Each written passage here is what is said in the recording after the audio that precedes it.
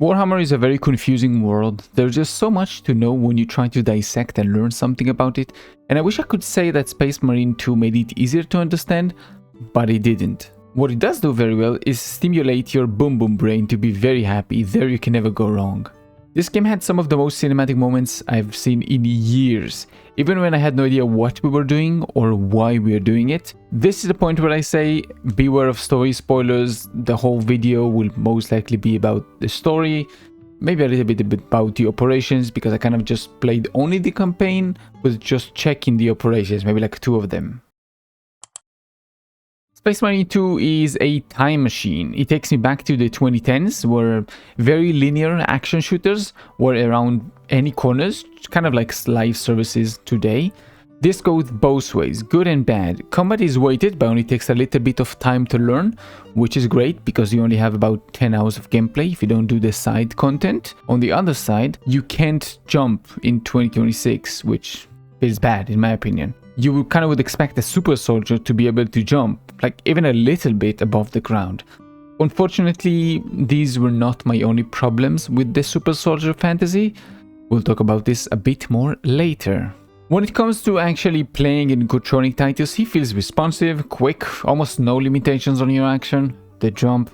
This all holds until you start to get into the melee combat, at which point this turns to be a little bit more chaotic and it requires you to remember the enemy patterns in order to avoid the damage. Because there are so few bosses and the campaign is so short, this really doesn't become a problem, like at all, you don't feel it. I know this is just a game, but if anybody here ever served in a army of some kind, then you know what it feels like when somebody is running in front of your gun, like a friendly in front of your gun. This made me jump multiple times and I had to remind myself it's a game and they can't take friendly damage in this game, so I just started shooting through them, no problem. But at the start it gave me a little bit of a heart attack to see somebody jumping in front of my gun as I was shooting. Oh, and do you remember the flying sections where you kind of fly towards something or fall towards something, like in this game? And now you're using your WSD to move the character around like Chicken Invader style, like up, down, right, left, these kind of things. Yeah, I don't like that. Especially in modern games. Because they are so good graphics-wise, it's hard to tell how far left and right the camera will allow you to go, which caused me to get hit quite a few times during those sections. Luckily, they are really short and very simple, so they don't really harm the flow of the game. Now moving on to the story. The source of my confusion.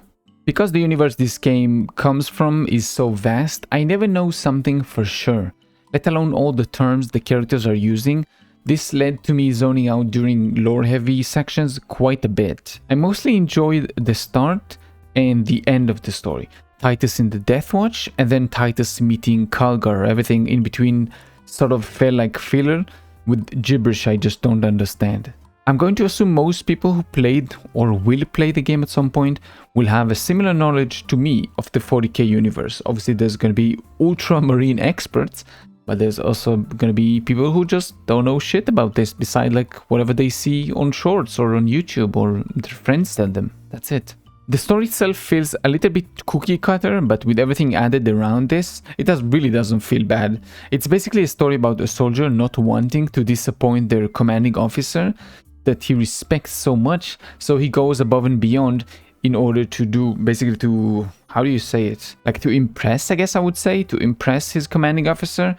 And the commanding officer indeed sees what he does and he reacts appropriately. Can't speak today. I think it's a beautiful thing. And I can personally relate because I had very similar things with my commanding officer who died in 2024. And obviously I'm not 200 years old as same as Titus, so it's not exactly the same, but I can get what he's feeling. This is not to say that the rest of the game is not memorable.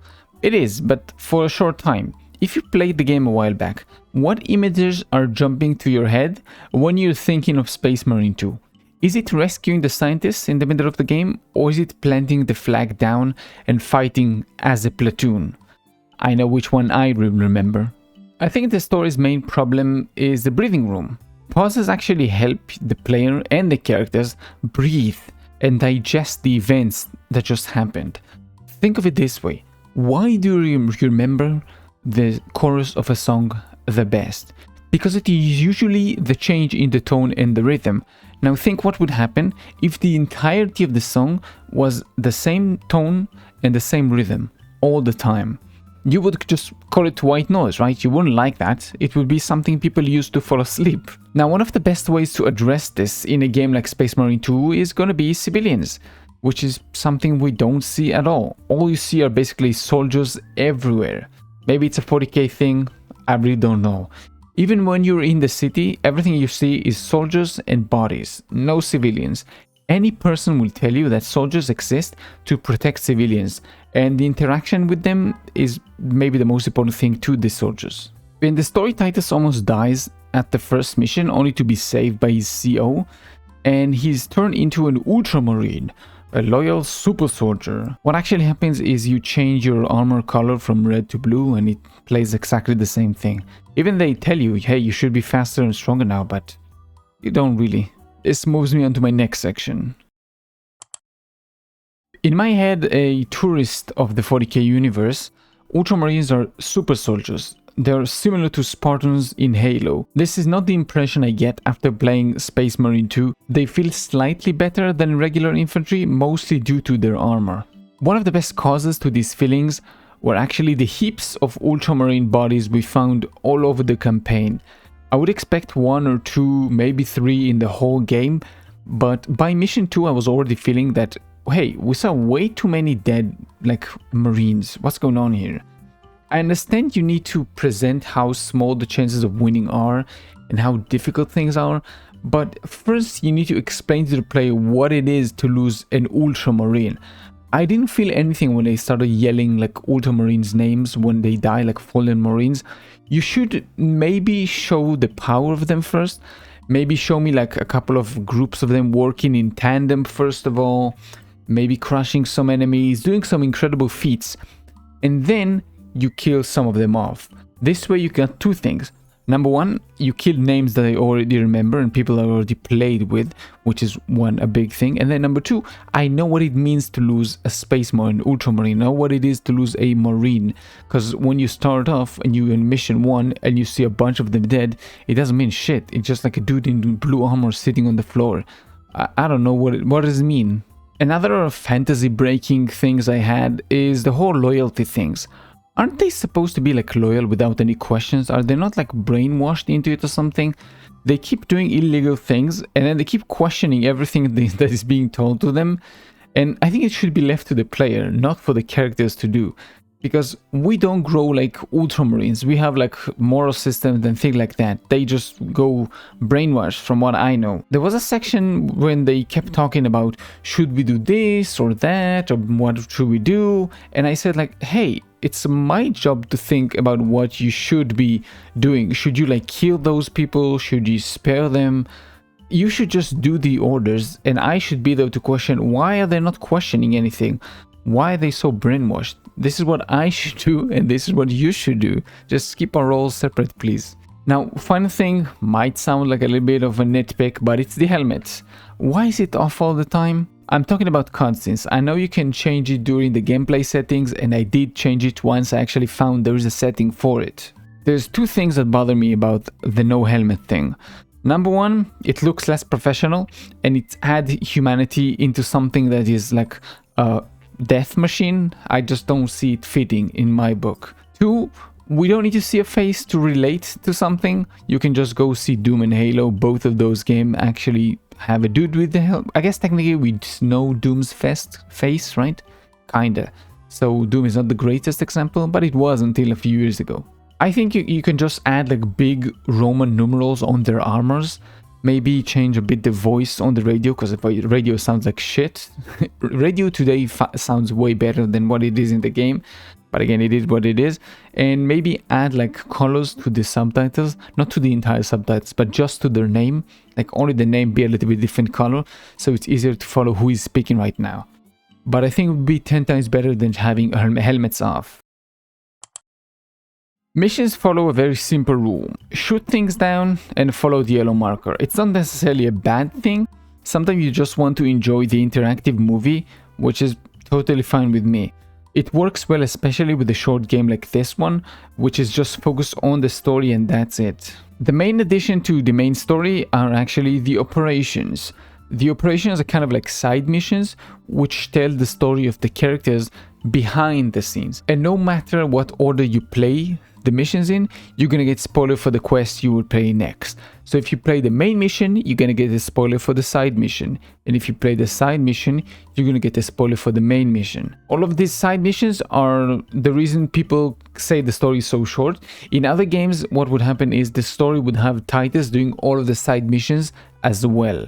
I'm still not 100% certain which way I think is the best, but I'm most likely leaning toward Titus actually changing the story around Titus doing the side missions as well, at least most of them. So when you take into consideration doing the side missions as well, you get up to like, what, 20 hours, maybe a little bit more than that. And then at this point, you become more just like a regular action game that has about a 20-hour runtime, which is average. It makes sense. The game is not super short when you think about it. I have noticed though that Operation seems to be a little bit random, with the difficulty sometimes going just kind of weird, because when I went with the same loadout and same class multiple times, sometimes it was a breathe, and other time I just got like wave after wave after wave after waves of enemies non-stop, and I played exactly the same mission and did the same thing. It was very weird. I didn't play all the missions. I played maybe like 2 of them, but I played them multiple times because I failed the first one like a couple of times. Then I just wanted to see what happens if you play again the second time. Never mind. Just know that I played only 2 levels, but multiple times. I didn't find the gameplay appealing or fun enough to do all the rest of the operations, both because I already know and both because of the gameplay itself. Just wasn't that much fun to me. I didn't have fun with it. Space Marine 2's world feels grim and sad. It's a fitting style, bodies and blood everywhere, both for friends and for foe, not only for one of them. You can find destroyed buildings, and you have great music that is gonna bind all of these things together. The art direction is very clear. Stopping to look at images, like just stop anywhere in the game and look at the sky. Look at like a still shot. Some of the cities, what do you call this, like sections where you stop and you see a bunch of things flying in the sky and lasers and whatnot. These things look so freaking good to stop and stare at them. However, it's very clear that the game was not built for somebody to just stop and look at it for multiple minutes. You're supposed to rush through adrenaline, blood pumping, not thinking about anything. Because if you stop and start looking, you start seeing some problems, NPCs repeating the same lines multiple times. You see like an action that some NPCs did, and then they're just standing there looking at the walls, doing absolutely nothing. Everybody's just quiet, just standing there, plastic soldiers. Those kind of things make it like they break a bit of the immersion when you try to like look around, maybe dig a little bit deeper. But I think for what the game is, it's completely fine. Oh, and one thing I noticed, we have crazy tech, we have spaceships, but nobody has a flashlight. Nobody has night vision? Really? When you get to dark rooms, it's just super dark. Just maybe I tried to look at the control settings, but I didn't find any like flashlight or something. I don't know. If there was, hey, I didn't play with it. Now I just want to share some of the coolest moments I've seen in the game with you. Just because I'm excited and my friends don't want to hear me talk about games anymore, so I'm gonna have to talk to you about this. Okay? First moment is gonna be about when they turn the tank turret around in order to run down a big wall. I think this made me scream, like in real life. This is... I don't know if I have this recorded, but I started screaming and I said, oh my fucking god, yes, I love this. Because if anybody here knows tanking 101, that's the most important thing. You turn your turret around when you're about to run into walls. For the very obvious reason, you don't want to damage your cannon, and then you might have a malfunction and destroy your cannon next time you're trying to shoot any kind of like projectile, right? So I think it's so freaking great they thought about it, because most people don't even think about it. When you see like a Battlefield or like a Fast and Furious, they just run into it head first, no question asked. And they don't think about, oh yeah, the turret might get damaged. So I think it's super cool that somebody actually thought about this. So good job to you, I noticed. Second moment I want to talk about is There's this huge ass machine, which I think would be better than actually Space Marines, but again, who am I to question, right? I don't know what it's called. It's called, I think it had a weird name, but he throws like a giant boulder at the dragon, and I found this moment to be super cool. I was also screaming like, let's go, yeah! I found this super cool. And the final moment is going to be about Kalgar. Kalgar, I think, is one of the coolest NPCs introductions I've seen in a very, very long time. Like, he looks super cool the way he's introduced, standing on the like spaceship doors, shooting with his like side-mounted like guns. Brr, brr, brr, brr. Oh my god, this felt so freaking good. Then he lands like in a heavy thing. The camera goes from his goes up onto his face, dude. This is how you do an introduction. This is what I'm saying when I'm saying this game is so freaking cinematic. It is one of the most cinematic games I've seen in a while. It felt like I was actually watching an action movie. Like, if there was less gameplay, just have this like an animated movie, I would pay to go watch this movie. No questions asked. This is freaking good. I just love this so much. I guess a bonus thing would be when Kalgar was fighting in the vision world, or the inside the mage's like a brain, when you go and everything is dark and he's fighting and you see like the white light at the end and he's just like shooting everything. Or the moment when he's just, dude, this guy just aura farmed the entire fight. Just like he goes like everything slows time. I don't know what it was, like the mage used like some kind of power to slow down time, and everybody just kind of froze in place and he just started moving through this like a big motherfucker, dude. Just like boom, boom, boom. This is a freaking cool dude. They know how to make me feel. I'm excited just talking about this. I want to play this mission again. God damn it. I gotta stop talking about this game. Anyway, overall, Space Marine 2 is a great time travel back to the 2010s. You play a very short, linear action story game about a guy not wanting to disappoint his CO. All of this while you're using massive guns and armored sweaty men to destroy bugs and deserter. Oh, and some space magicians for the heck of it, because why not have some space magic? I highly recommend you play this game right now and you buy it, because it's at a 67% discount, which is the reason why I picked up the game, and I am not at all regretting my purchase. So yeah, that's gonna be it. I love Space Marine 2. I hope you enjoyed this one. If you did, thank you. If you didn't, let me know why so I can improve this. I keep safe and see you in the next one. Bye bye.